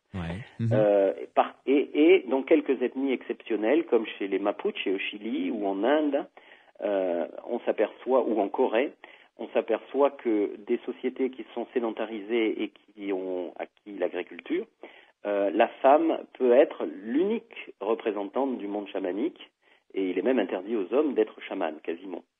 Donc vous voyez qu'on peut y avoir, par cet exemple, on voit de nouveau une extrême diversité. Et donc là, il y a des femmes de tout âge. Alors, quelle est leur conception de la maladie? Vous l'avez effleuré tout à l'heure très rapidement, en disant, lorsque vous avez rencontré des chamans, ils vous avaient dit, oui, mais vous soignez les symptômes, mais pas les causes. Alors, comment est-ce qu'ils envisagent la maladie quand quelqu'un vient les voir? Alors, déjà, la maladie, elle a une cause, une origine profonde et ancienne. Elle se développe ensuite et il y a donc ce souci chez le chaman, au-delà des soins qu'il va faire, que de recadrer, de replacer ce soin à l'intérieur de conseils de vie et d'introspection, je veux dire, de la personne. Une sorte d'introspection. Il faut voir qu'on parle de guérisseurs magico-religieux. Ils utilisent la magie, ils sont dans un système religieux et ils agissent à différents niveaux qui pourraient être considérés comme le corps, le mental, les émotions et l'esprit de la spiritualité. Ces 4 niveaux. Mais globalement, si on peut parler d'action physique, ce qu'ils décrivent eux, ils disent que il faut être en état modifié de conscience pour lire le corps. Et quand on regarde le corps les yeux fermés, si je puis dire, avec un troisième œil, parce que c'est quelque chose qui est similaire à cette conception asiatique, ils vont voir le corps en transparence et ils vont voir un endroit où s'est accroché un corpuscule qui peut avoir la forme d'un tubercule, qui peut avoir la forme d'un scorpion, d'une araignée, etc. Ouais. Et leur travail va être d'extraire ce corps étranger qui est à l'origine de la maladie et de le neutraliser ensuite pour pouvoir le rejeter dans la nature pour pas qu'il aille tout de suite sur un autre corps. Alors ça, c'est le cas classique, je dirais, dans le chamanisme, d'un corpuscule qu'il faut exorciser, qu'il faut extraire dans le corps. Ouais. Ceci étant, je précise que dans l'ensemble du traitement, qui se fait quelquefois sur plusieurs jours, parce que le chaman peut avoir des difficultés pour voir, il peut avoir des difficultés pour extraire, il y a toute une série d'actions du style faire parler. Alors, le chaman ne demande pas les symptômes, il demande les rêves qu'a eu cette personne, qu'est-ce que pour lui est cette maladie, etc. Il rentre progressivement par la part quand même psychologique avant d'agir dans le magique ou dans le spirituel. Et ensuite, après le soin, il a quand même des conseils, il peut donner des plantes à prendre pour que la maladie ne revienne pas, pour que la personne enfin puisse retrouver le bien-être. Donc ça, c'est vraiment une conception globale, hein. C'est très global. C'est pas, de toute façon, les peuples autochtones ne divisent pas les choses. Ils sont très pragmatiques, je l'ai dit tout à l'heure. Par exemple, les plantes ont des noms composés qui veut dire, par exemple, la plante qui sert à soigner ça, ou l'herbe qui s'utilise pour les fractures, etc., etc. Donc, ils nomment, ils se lient aux choses par rapport à leur vécu. Et la même plante peut avoir des noms différents d'une ethnie à l'autre, mais aussi d'une communauté à l'autre. Cela montre bien cet aspect très global, cette volonté de ne pas couper en morceaux les choses pour les étudier, mais plutôt de les voir d'en haut, de les voir de loin. Voilà. De manière pratique, vous nous avez dit que là, pour établir un diagnostic, le chaman se met dans un état modifié de conscience en utilisant soit la transe, soit des produits psychotropes, on en reparlera tout à l'heure, pour voir comme le corps en transparence. Est-ce qu'il y a d'autres techniques pour établir un diagnostic ? Oui, il y a d'autres techniques comme passer la main chez les aborigènes. Il y a aussi le voyage dans le monde des esprits pour aller retrouver l'âme, parce que il y a un second type de maladie. Lorsque quelqu'un tombe malade, en fait, et ça arrive surtout chez les êtres jeunes, puisqu'on considère qu'un corps naît et qu'ensuite une âme va l'habiter. C'est pour ça que les Indiens, par exemple, nomment les gens qu'au bout d'un an. Parce qu'ils vont donner un nom qui correspond à l'âme et à son comportement, son caractère. Et ils ne peuvent pas le donner les premiers jours ou même avant. Ce serait vraiment un sacrilège. Vous voyez, encore une inversion par rapport à notre monde. Et donc, ces jeunes êtres ont une âme qui est en fait un peu encore libre, qui n'est pas attachée au corps. Et quand une personne décède, par contre, l'âme est très attachée au corps et a du mal à partir. Et donc, ce qu'on appelle la perte de l'âme est une autre catégorie de maladie qui fait que, en fait, l'origine profonde est la perte de l'âme, mais pas tellement, je sais pas moi, par exemple, une fièvre quelconque, est due au fait que le corps est faible parce que l'âme est partie. Donc le chaman va partir dans ces mondes invisibles et va être à la recherche de l'âme, et quand il la retrouve, il négocie, il traite, il négocie, il se bagarre, on va dire, pour que cette âme la suive et revienne dans le monde quotidien. Voilà un autre exemple de maladie et une autre façon de soigner. Vous nous avez, j'ai découvert également dans votre livre, avec un hamster, c'est ça ? Alors oui, il y a d'autres techniques aussi. Pour soigner, on fait de la divination d'une autre manière. On peut utiliser des œufs que l'on passe sur le corps, des hamsters, ce sont des cochons d'Inde. Oui, des cochons d'Inde vivants. Il fait fourcher.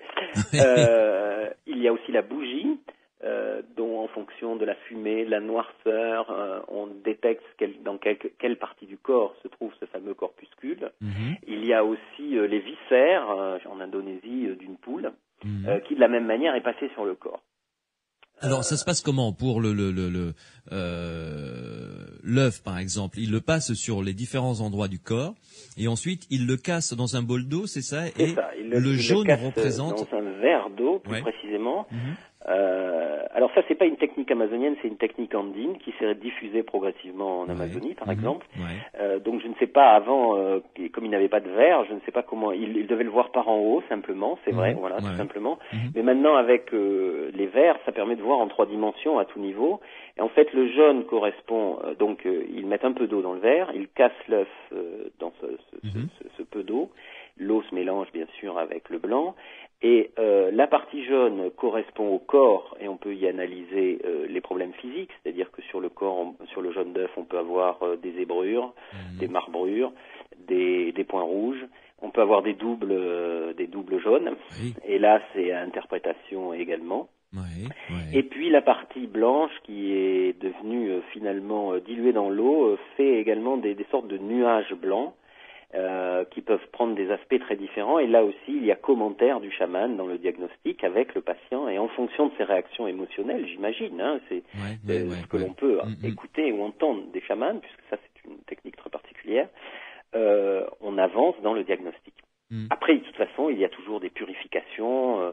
Je n'ai pas détaillé les soins. J'ai parlé des 2-3 grandes maladies et des deux grandes techniques principales.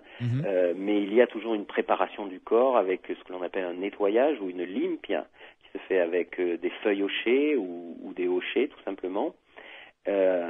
Et puis ce diagnostic et puis ensuite le travail de guérison proprement dit. Oui, mais revenons à l'établissement du diagnostic. On parlera après de la réussite ou pas finalement, parce que ce qu'on aimerait savoir en bout de course, c'est est-ce qu'il soigne ou pas, parce que c'est ça le plus important. Et vous vous êtes penché dessus, bien entendu. Mais en ce qui concerne l'établissement du diagnostic, est-ce que on peut avancer l'hypothèse? Enfin, moi je l'avance et vous me dites si c'est complètement crétin ou finalement il y a quelque chose de fondé là-dedans, dans ce que je vais dire. Est-ce qu'on peut dire qu'ils font en quelque sorte, ils produisent de la voyance, même de manière peut-être inconsciente ou consciente, je ne sais pas. Ils se mettent dans un état de réceptivité particulière et quand ils regardent, alors soit les viscères du cochon d'Inde, des poules, ou encore ce jaune comme ça cassé, cet œuf cassé dans de l'eau, ils font une sorte de voyance, ce qui fait que ils réussissent à détecter l'origine de la maladie. Oui, tout à fait. C'est un état médiumnique, un état Moi, j'insiste beaucoup sur l'état modifié de conscience. Oui, c'est ça, oui. C'est une mémoire que l'on acquiert progressivement au fil des expériences, d'être dans un état de réceptivité. Et donc, cet état de réceptivité permet de tirer les fils de ce monde que l'on ne voit pas. Donc, vous êtes d'accord pour dire qu'il y a vraisemblablement production de phénomènes de voyance. Voilà. Sans le dire, sans que les chamans le disent, ils n'ont pas ces termes-là, mais c'est tout à fait le cas. Oui, et je pourrais citer d'autres techniques comme, par exemple, jeter des os dans le feu et regarder les craquelures et lire les craquelures. Donc là, vous voyez, on est très près comme les lignes de la main. Oui, tout à fait. Ou les runes. On jette du plomb et on regarde les formes qu'acquiert le plomb. Il y a aussi dans les Andes le jeter de grains de maïs. Et on regarde les formes au sol, etc., etc. Oui. Alors, grande question quand même. Est-ce que ça soigne, mon bon monsieur, tout ça? Quand même, parce que c'est ça. On en vient à cette question. Bah oui. Donc, moi, ce que je peux vous faire part, cette fois-ci, en tant que scientifique, c'est d'une part que, de manière évidente, dans 95% des cas, ce qui est une grande majorité, le patient est amélioré dans les jours qui suivent un soin. Il se sent mieux, il a plus de bien-être. Je compléterai en disant qu'il est très difficile de faire une étude comparative en double aveugle, par exemple, ce que l'on sait faire chez nous, à savoir que pour un médicament, on prend un groupe qui ne reçoit pas, mais qui croit recevoir le médicament, et un autre qui prend le médicament et qui le reçoit, et qui le croit aussi. Donc, en fait, on s'affranchit de ce qu'on appelle l'effet placebo, et il faudra que j'en parle un petit peu, cet effet placebo, et on cherche simplement ce que la chimie arrive à faire. Voilà. Là-bas, il n'est pas possible de faire un essai en double aveugle puisque tout de suite on sait qu'on est soigné chamaniquement ou pas. Il y a des sentiments complexes. Même si un chaman faisait semblant, ça ne marcherait pas. On n'arrive pas du tout à la même chose. Donc on ne peut pas faire une étude. Ce que je peux donc témoigner, c'est que il y a une amélioration franche, nette et quasi totale de tous les patients. Après, quelquefois, la maladie revient. Il faudrait l'étudier dans sa longueur. Il faut dire aussi que le parcours du patient au fil des soins, au fil des rencontres chamaniques, devrait être étudié pour mesurer cette efficacité. En tout cas, ce que je peux vous dire, c'est que le chamanisme thérapeutique existe depuis, c'est sûr, au moins 20 000 ans. Il est encore utilisé de nos jours par des peuples qui ne sont pas autochtones, les métis par exemple, qui sont au contact et qui y croient. Important donc à signaler que ce chiffre-là, si on devrait donner un chiffre, dépend quand même beaucoup de la croyance que l'on met dans les pouvoirs du chaman. Et là, j'en viens à parler de l'effet placebo. Pour dire simplement que chez nous, l'effet placebo était considéré comme quelque chose de perturbateur et qu'on est obligé et on le néglige. Tandis que chez les chamans, l'effet placebo est finalement connu. Les chamans sont des psychologues quand même, il faut le dire aussi. Des anthropologues ont même dit qu'ils étaient juste que des psychologues. Ça, je ne les rejoins pas quand même dans cette analyse très limitée. Et donc, ils savent qu'il existe ce qu'on appelle un effet placebo. Et en fait, par contre, ils jouent dessus, ils le travaillent et ils le surdimensionnent, ils le développent. C'est-à-dire que ils font tout pour être mystérieux, ça se passe dans la nuit, on voit pas très bien, ils font des cris ou des rugissements, et donc ils jouent sur cette partie psychologique pour arriver à des résultats. Donc l'important pour le patient, c'est d'y croire profondément, et quand on y croit, vous savez, on n'y croit pas mentalement, il faut y croire au fond de soi. C'est le plus dur. On n'y arrive pas facilement quelquefois.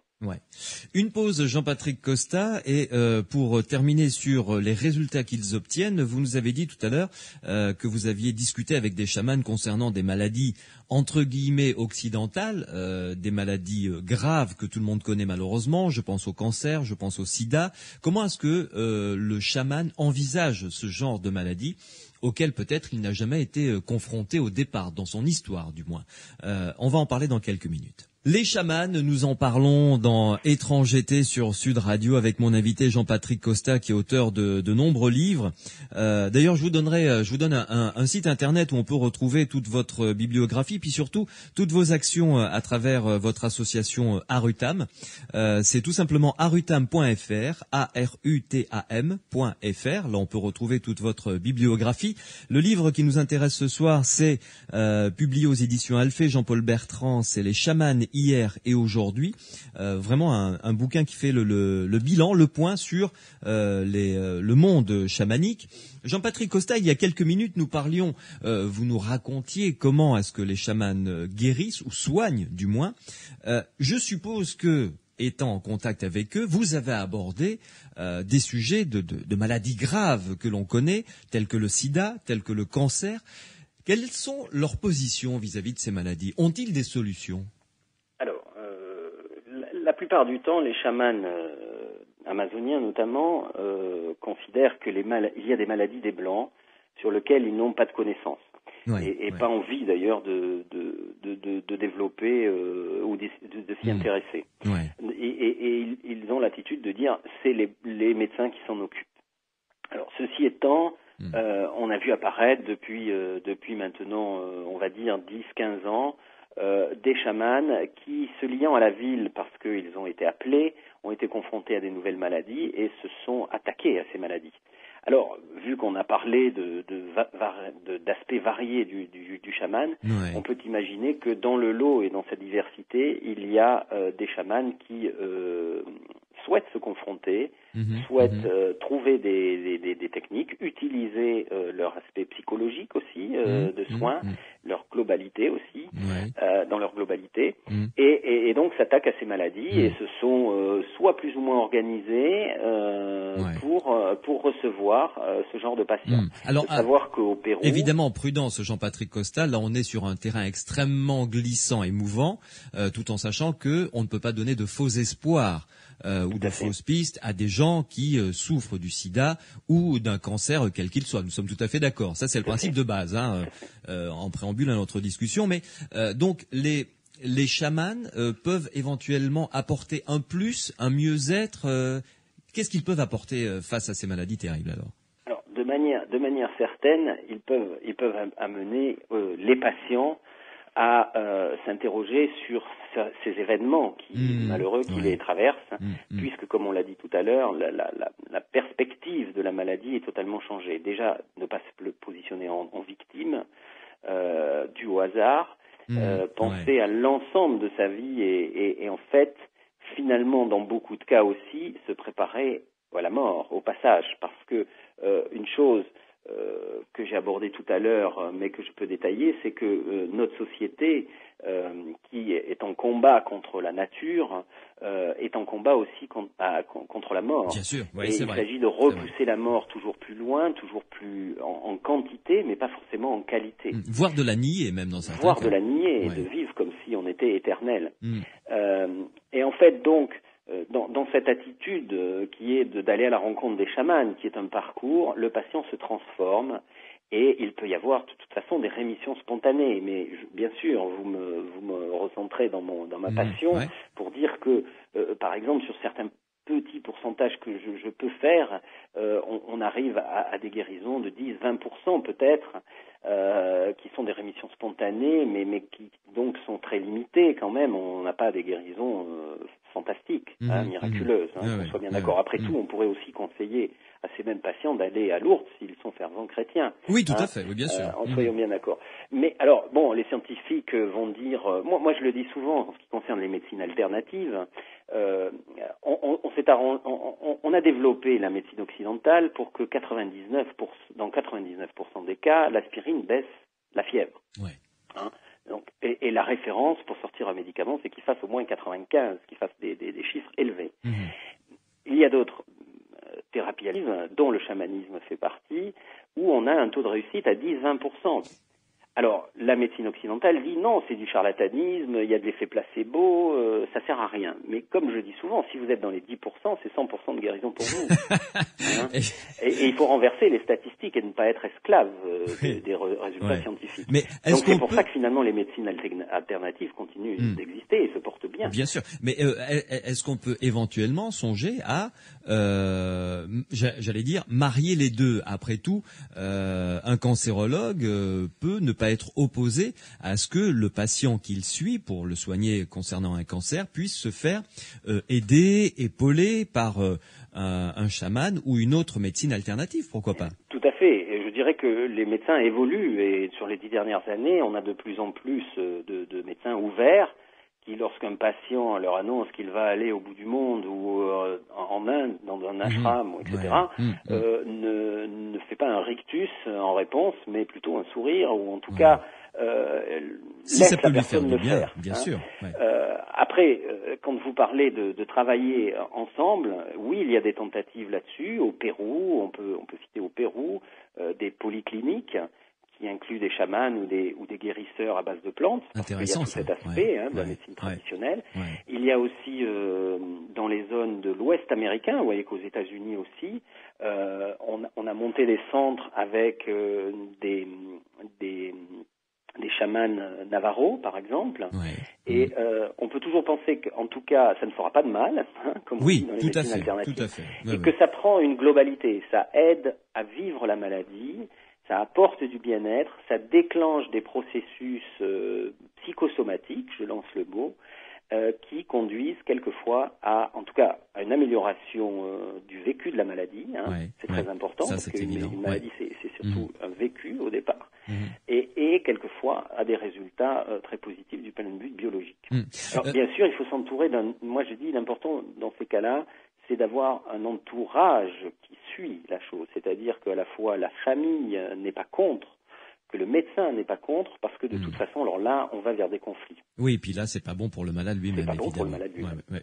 Jean-Patrick Costa, vous l'avez évoqué juste à l'instant, le savoir botanique des chamans est quand même exceptionnel. On revient à l'Amazonie, on a parlé de la déforestation qui est en train de massacrer le poumon de la planète, mais également d'éradiquer peut-être des espèces de plantes qui disparaissent, que les chamans connaissent et qui peuvent soigner. On parle de toutes ces expéditions sur la canopée amazonienne pour aller découvrir des plantes, en extraire des substances. Qu'en est-il de ce savoir donc botanique des chamans?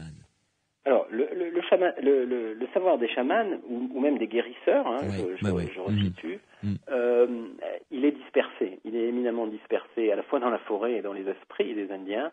Savoir qu'un chaman ne connaît bien que 30, 50 plantes, et que une communauté peut arriver à 200, 300, 400 plantes, alors qu'on sait qu'il y en a des milliers. Et puis si on cumule sur toutes les communautés, ou tous les villages, on peut arriver pour une ethnie un savoir qui va jusqu'à 900 plantes, ce qui est énorme déjà par rapport, comparé finalement à une pharmacie occidentale où on travaille avec 1500 à peu près composés.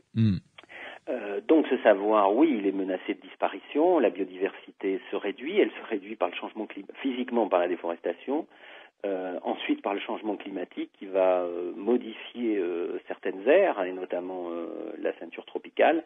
On sait que 80% de la biodiversité est issue de ces zones tropicales, menacées de déforestation, menacées par le changement climatique, et bien sûr c'est une perte de molécules thérapeutiques. Les Indiens, sur ce plan-là, sont assez ouverts, quoi qu'on en dise. Ils disent d'abord que l'on ne peut pas breveter le vivant et que c'est dommage ce que fait l'homme blanc d'aller rechercher dans la forêt un profit qui est sélectif finalement et non pas au profit de l'humanité entière. Mais ils sont prêts à négocier, à ouvrir leurs connaissances en échange qu'on les laisse en paix un peu tranquilles dans leur forêt et qu'on ne grignote pas continuellement leur forêt. Mais il y a d'autres enjeux comme le pétrole, comme les mines, le minerai, qui fait que la forêt restera de toute façon menacée.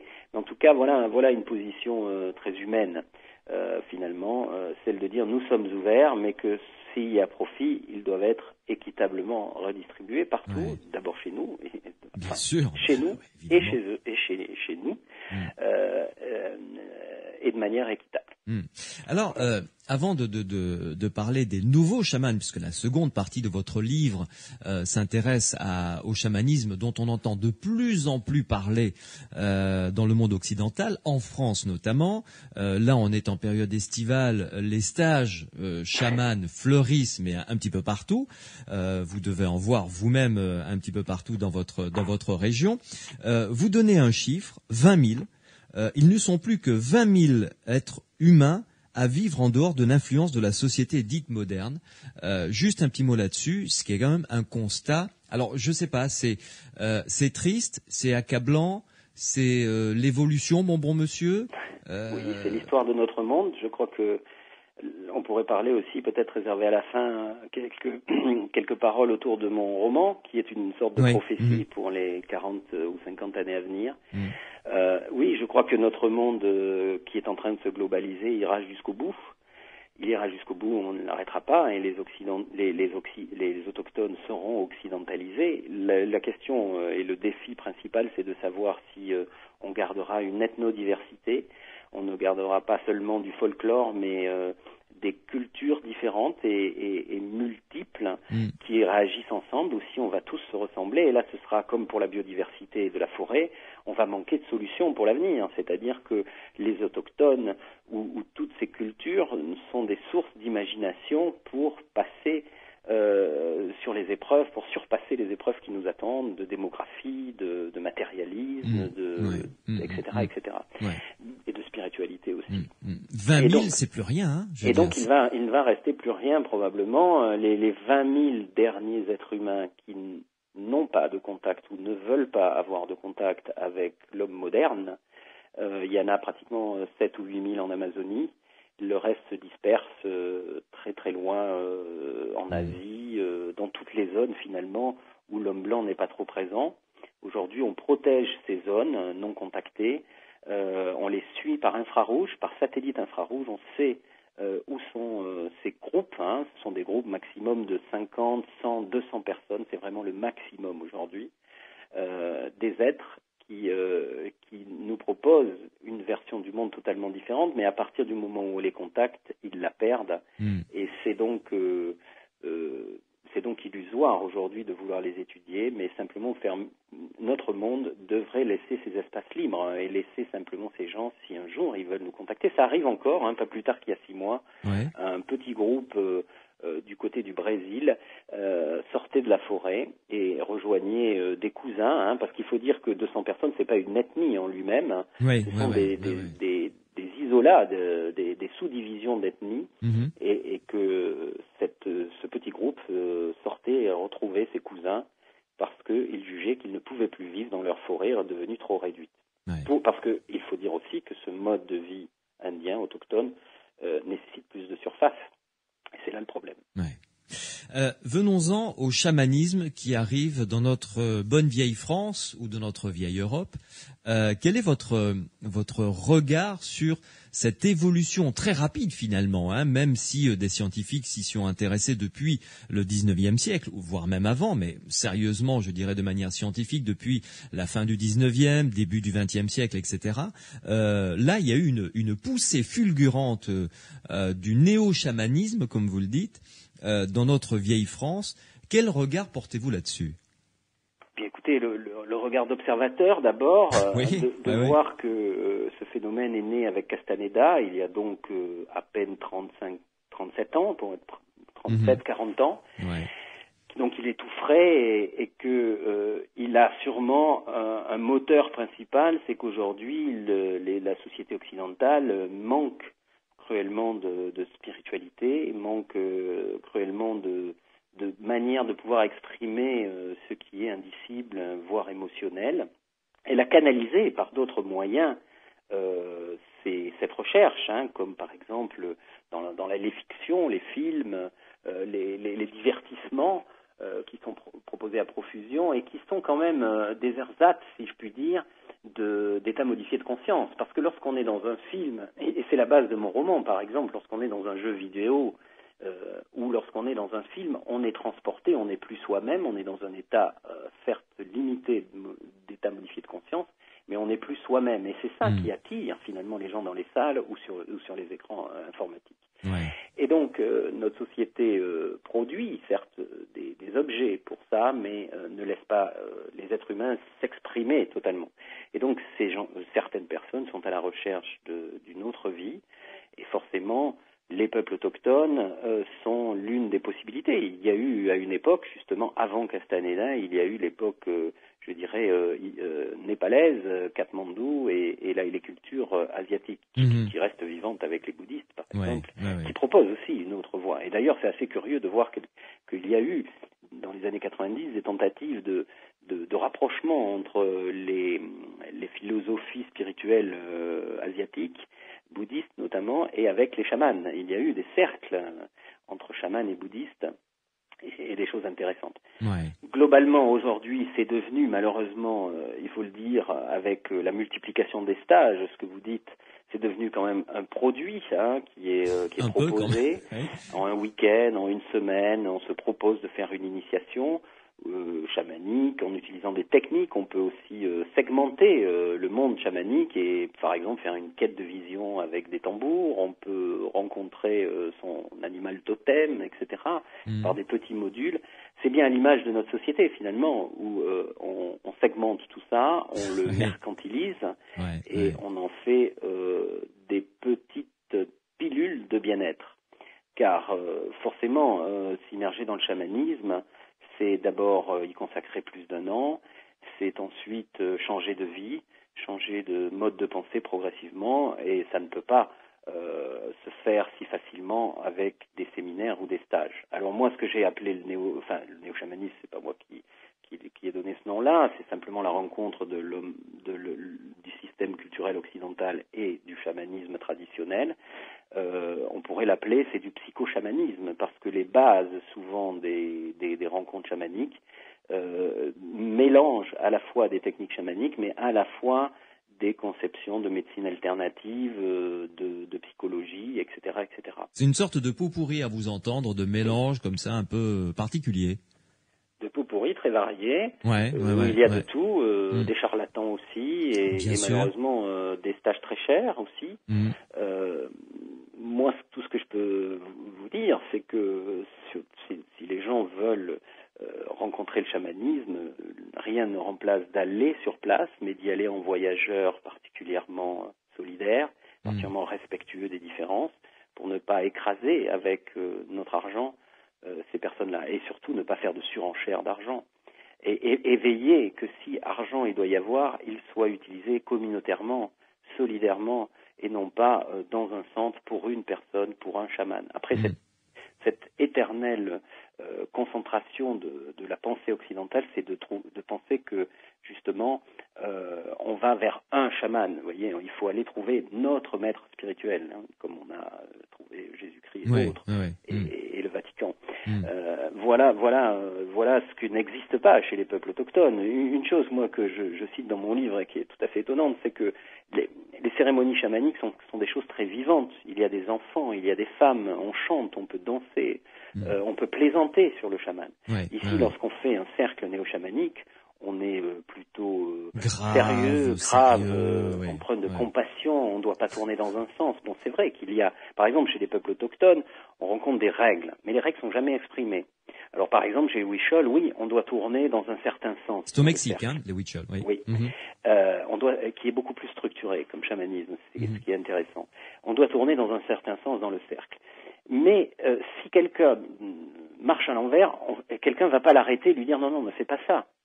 On va le laisser faire l'erreur, même très longtemps. Éventuellement, on se dira que peut-être il est en train de faire ce qu'on appelle l'opposé, le triker, comme on dit, le pitre, et on le laisse faire. Alors que chez nous, tout de suite, vous avez dans un cercle, que ce soit un maître ou ses disciples, multitude de gens qui se pressent pour lui dire « mais attends, tu es tout faux », etc., etc. Donc voilà une belle illustration aussi de cet espace de liberté qui existe chez les peuples autochtones, spontanément et dans tous les domaines de la vie, et forcément dans le chamanisme, et la transformation qui s'inscrit dans notre société, où tout est règle à respecter, où il y a finalement peu d'espace de liberté et où finalement le chamanisme répond modestement à un petit besoin très ciblé à un moment donné de la personne. Mais ceci étant, je ne critique pas le néo-chamanisme par mes propos. Jean-Patrick Costa, vous êtes, je le rappelle, l'auteur d'un livre intitulé « Les chamans hier et aujourd'hui », paru aux éditions Alphée Jean-Paul Bertrand. Nous sommes dans Étrangeté sur Sud Radio. Une dernière question avant de parler de votre roman et puis de votre association, Arutam.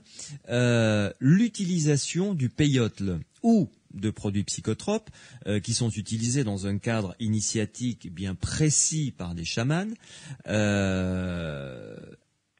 Qu'en pensez-vous si jamais on doit le sortir de son contexte ? Alors déjà, parce que là, la question se pose. Vous êtes pharmacien en plus. Une réponse bien claire. Aujourd'hui, toutes ces plantes psychotropes sont interdites en France.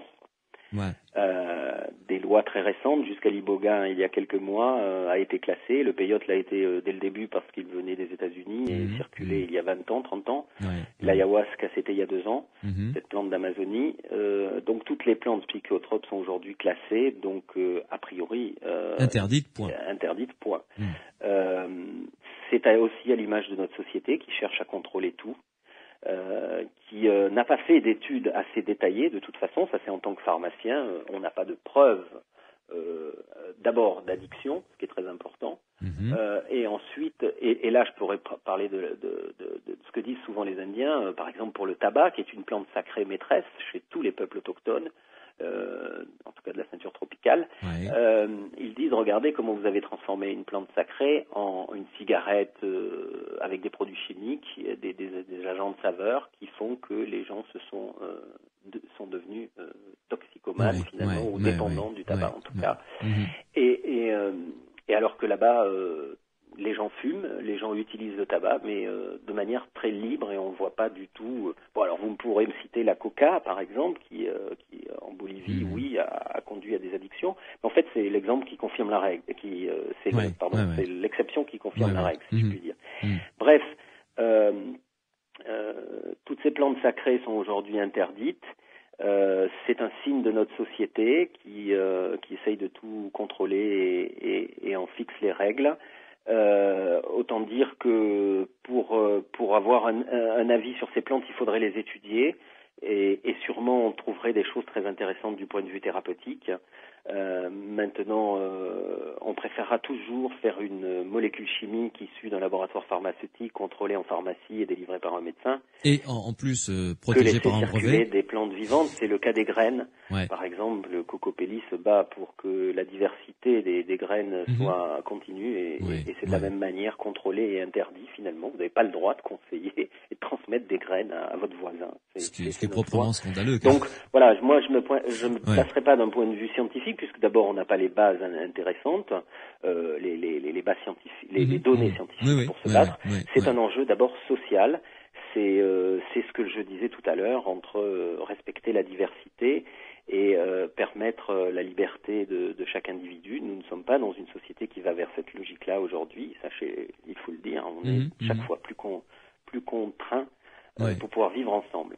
Jean-Patrick Costa, est-ce que vous avez vous-même, dans le cadre de votre étude des chamans, de vos rencontres, utilisé un produit psychotrope pour entrer dans cette réalité invisible, comme ils disent? Oui, tout à fait. Et qu'est-ce que ça fait? Enfin, quelle leçon en retirez-vous? Ce que j'en retire, c'est quelque chose qui a changé ma vie.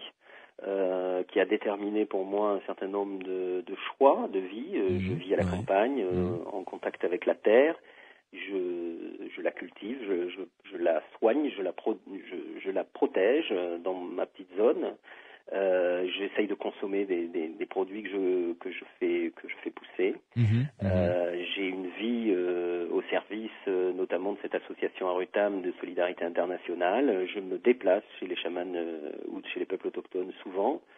On accompagne même quelques groupes à la rencontre dans le cadre des adhérents de l'association, quelques groupes qui vont finalement valoriser la médecine, donner de nouveau de l'importance aux médecines traditionnelles là-bas et faire en sorte que les jeunes s'intéressent à ces savoirs qui sont en train de disparaître. Voilà des dynamiques sociales dans lesquelles nous permettons à des gens d'aller s'immerger dans le chamanisme et même jusqu'à des bénévolats. Donc voilà ce que je peux en dire de cette rencontre avec les plantes sacrées d'Amazonie. C'est un sujet difficile ici en Occident de témoigner de ça.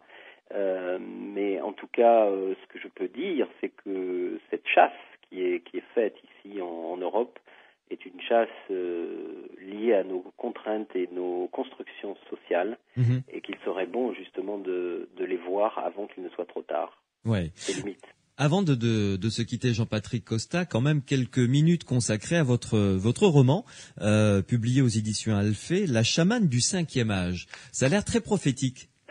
C'est une sorte de prophétie, en tout cas. J'ai voulu rassembler tout ce savoir, toutes ces expériences avec les chamans pour divertir les gens dans un premier temps au travers d'un thriller chamanique qui passe en revue beaucoup des techniques chamaniques, mais qui surtout s'attache à montrer notre société dans quelques décennies. Alors bon, je sais que l'histoire c'est quoi? Racontez-nous le début de l'intrigue. Oh, je dirais simplement que l'histoire se passe dans 50 ans environ, où en fait l'homme blanc et les occidentaux se sont rassemblés sous des dômes pour se protéger du changement climatique, pour se protéger de la nature. C'est ce qui nous guette. Et qu'il va y avoir une sorte d'action terroriste menée par et donc toute une enquête policière menée par des gens qui ne sont pas dans les dômes et qui cherchent à ouvrir les êtres qui se sont enfermés sous des bulles à une autre vision de la vie.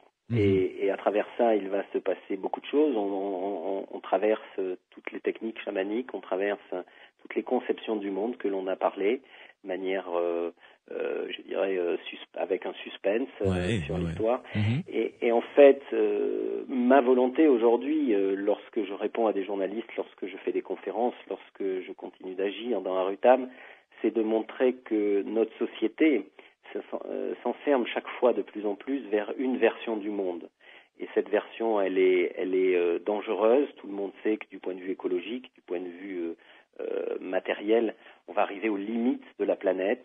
Et lorsque on se bat pour aujourd'hui améliorer le futur pour les prochaines générations, on utilise jusqu'à présent que des mesures environnementalistes, techniques, matérielles, et que je pense qu'il est important, grâce aux peuples autochtones, grâce aux cultures anciennes, d'imaginer d'autres mondes, d'autres façons de vivre dans lesquelles l'être humain se réalise sans pour autant gêner son voisin et respecter son voisin.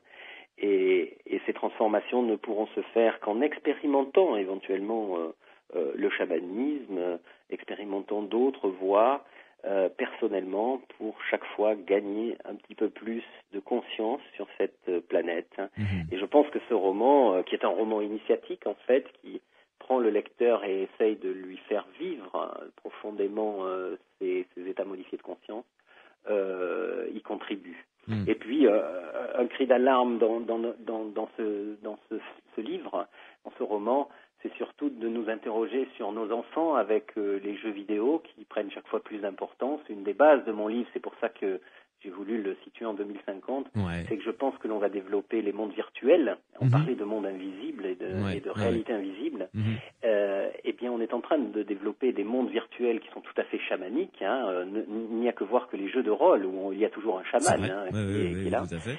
Et que, en fait, notre société va développer des combinaisons, des jeux chaque fois plus poussés qui vont englober nos 5 sens et qui vont nous enfermer dans une vision du chamanisme et une vision de ce monde qui nous fait vivre, tous, complètement maîtrisé. Et là, ce sera le dernier espace de liberté. Lorsque tout le monde sera dans du virtuel, là, c'est mort. Là, plus personne ne pourra s'en sortir. Alors oui, la chamane du 5e âge, ça parle d'éviter ce mur qui est à la fois écologique, mais qui est à la fois spirituel, ou en tout cas spirituel. Certains de vos auditeurs, peut-être pas dans votre émission, mais dans d'autres émissions, pourraient bloquer sur ce terme. Je dirais du point de vue humain, quoi. On est aujourd'hui sur un mur écologique, et le deuxième, c'est le mur humain qui nous attend, c'est-à-dire de nous enfermer dans des sortes de machines. Merci beaucoup en tout cas Jean-Patrick Costa de nous avoir accordé un peu de votre temps. Alors je rappelle le site internet de votre association Arutam, A-R-U-T-A-M, arutam.fr où l'on peut retrouver toutes les activités associatives que vous proposez, également toute votre bibliographie ainsi que d'autres livres concernant le chamanisme. Tout à fait, et puis on peut citer aussi le site du livre, La chamane du 5e âge, qui est KODT.fr.